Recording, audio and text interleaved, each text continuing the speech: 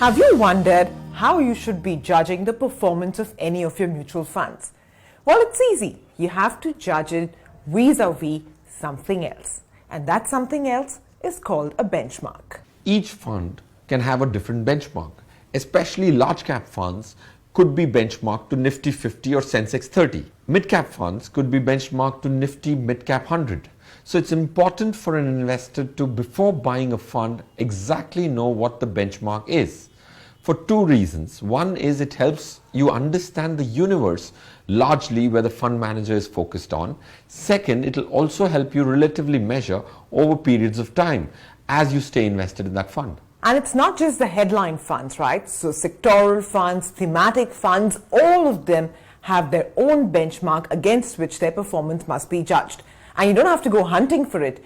Every AMC or a fund manager is mandated to disclose the benchmark on the offer document. A benchmark also helps you understand the consistency of delivery of a fund manager.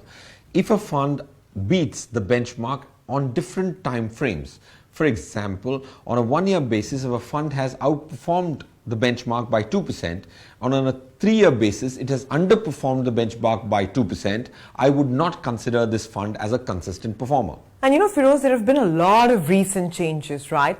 So therefore, for a lot of investors who may not be aware, do benchmarks have dividends added back now? Actually, that's a valid point. What happens is it misses the attention of several investors that conventional benchmarks like Nifty 50 don't have the dividends the stocks declare added back to its price.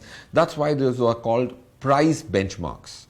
SEBI actually brought in the new concept called the Total Return Index, which actually accounts for all the dividends declared by the constituents of a benchmark to be added back into the price, and that's why it's actually called the Total Return Index. Well, equity markets by their very nature are volatile, and there could be periods of negative returns as well. And therefore, a benchmark comes in handy for you to be able to judge the relative returns of your fund.